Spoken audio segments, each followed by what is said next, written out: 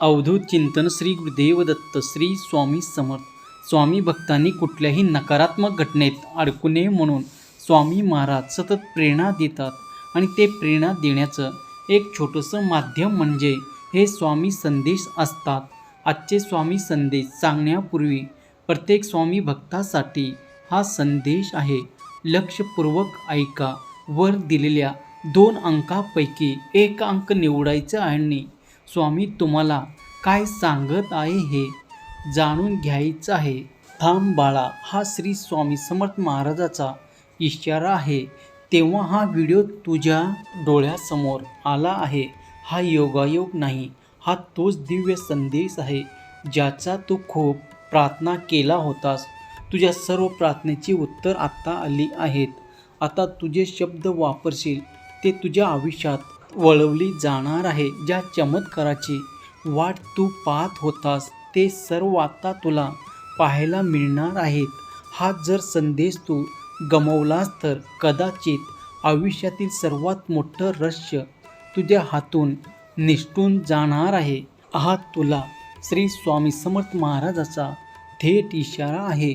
लाखो लोक या क्षणी हा व्हिडिओ पाहण्यास पात्र नाही, पण हा संदेश तुझ्यापर्यंत पोचत आहे. याचा अर्थ आहे की श्री स्वामी समर्थ महाराज स्वतः तुला एक खास मार्गावर घेऊन जात आहे. तू कधी विचार केलास का की सर्व काही तुझ्यासोबत का घडत आहे? तर बाळा तू देवाचा लाडका भक्त आहेस म्हणून तू शांत राहा, संयमी राहा आणि विश्वास ठेव. स्वतःमध्ये तू बदल करायला शिक. कारण बाळा आजच्या ह्या आयुष्यात सहनशीलता खूप कमी झालेली आहे. हल्ली पटकन राग येत आहे. कोणत्याही गोष्टीवर लोक पटकन रिॲक्ट होत आहेत. पण माझ्या लेकरा 2 मिनिट शांत राहा. आपल्याला शक्य होतच नाही असं नाही. प्रत्येक गोष्टीला उत्तर द्यायचं, प्रत्येक टोमण्याला प्रतिउत्तर द्यायचं, प्रत्येक वादात आपलं मत मांडायचं अशी सवय आपल्याला लागलेली आहे. पण बाळा खरंच सांगायचं तर जास्त बडबड करून माणूस मोठा होत नाही, तर योग्य वेळी शांत राहून तो मोठा होतो. शांत राहणं म्हणजे कमकुवतपणा नाही बाळा, जर ती मोठी ताकद आहे. माझ्या लेकरा पहिला आपण बोलतो आणि नंतर पश्चाताप करतो, पण जर त्या क्षणी शांत राहिलो तर फायद्याचं ठरत असतं हे नंतर लक्षात येतं. आयुष्यात बदल हवा असेल तर आपल्याला आपल्या आयुष्यातील काही सवयी ह्या बदलाव्याच लागतील आणि सगळ्यात आधी बदलण्याची सवय म्हणजे अनावश्यक बोलणं होय बाळा. लेकरा शांत राहिलं की आपण जास्त ऐकू शकतो, जास्त समजून घेऊ शकतो आणि जास्त शहाणे होतो. स्वतःमध्ये सकारात्मक बदल घडवायचे असतील तर काही ठिकाणी मुद्दाम शांत राहणं खूप गरजेचं आहे. बाळा होय माझ्या लेकरा, राग सगळ्यांनाच येतो आणि तो ना काही चुकीचा नाही. पण बाळा रागाच्या भरात बोललेले शब्द आयुष्यभर समोरच्याच्या लक्षात येतं. त्यांना काट्याप्रमाणे टोचतात. जेव्हा कोणी तुझ्याशी वाईट बोलेल, तेव्हा अपमान करेल किंवा चुकीचं वागेल तेव्हा लगेच उत्तर द्यावंसं वाटतं. दुःख होतं, डोकं गरम होतं, अपमान झाल्यासारखं वाटतं. पण आपली जीभ ही वेगाने चालू लागते. पण नेमकं इथेच थांबणं गरजेचं आहे बाळा. त्या क्षणी 2 मिनिटे जर तू शांत राहिलास तर तू अर्धी लढाई तिथे जिंकशील. कारण रागाच्या वेळी घेतलेला निर्णय बहुतेक वेळा चुकीचाच असतो आणि जर तू शांत राहिलास तर तुला समोरच्याचं बोलणं पूर्ण ऐकता येतो आणि त्याचा काय हेतू आहे हे तुला समजेल. कधी कधी समोर काही रागात असतो, तोही शांत झालं की त्याची चूक त्यांना कळेल. पण तूही रागात बोललास तर वाद वाढेल, नातं तुटेल आणि मनात कटुता येईल. जर तू शांत राहिला असता तर तुझी इज्जत वाढेल. कारण लोकांना वाटतं की हा माणूस समजूतदार आहे. बाळा शांत राहणं सुरुवातीला कठीण वाटतं, पण आपण जर सातत्याने ती गोष्ट करत गेलो तर ते शक्य होतं. स्वामी माऊली म्हणतात ना, अशक्यही शक्य करतील स्वामी.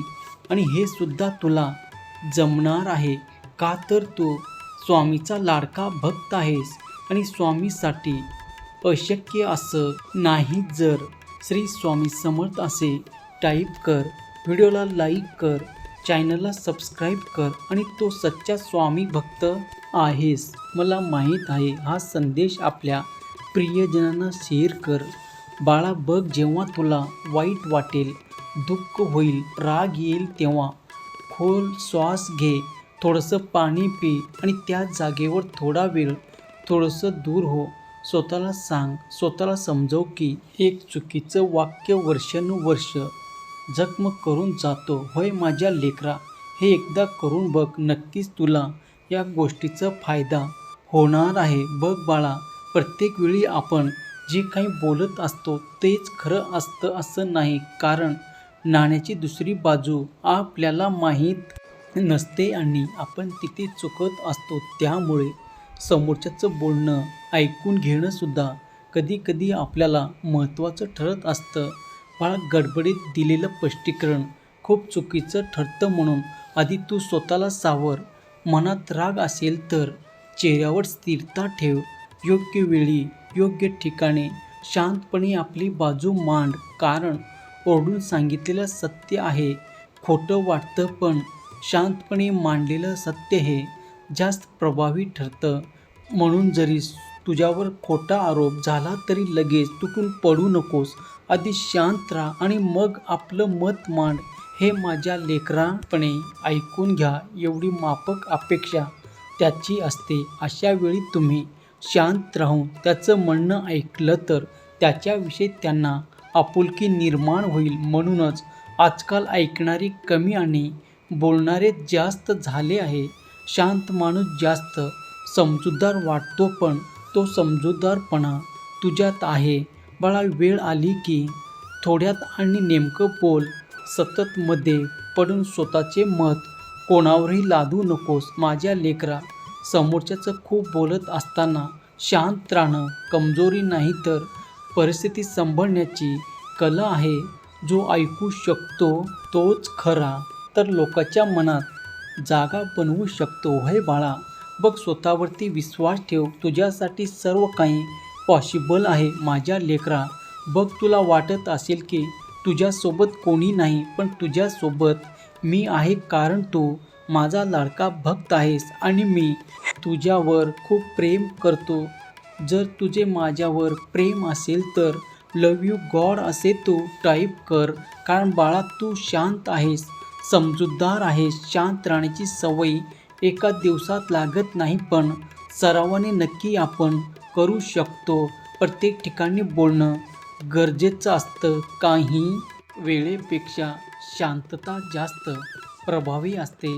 रागात, अपमानात, कौतुकात, वादात जर तुम्ही स्वतःला सावरलं आणि आवरलं तर नक्कीच तुम्ही यशस्वी होऊ शकता आणि तुमच्या व्यक्तिमत्व आपोआप मोठा होईल.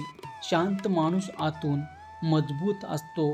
बाळा, प्रत्येक गोष्टीला प्रतिक्रिया देत नाही, तो योग्य वेळी निवडतो. आयुष्यात यशस्वी व्हायचं असेल तर आधी तू मन शांत ठेव. होय बाळा, शांत मनाने घेतलेले निर्णय कायम बरोबर असतात. आणि भिवू नकोस, मी तुझ्या पाठीशी आहे. श्री स्वामी समर्थ. जय जय स्वामी समर्थ. धन्यवाद.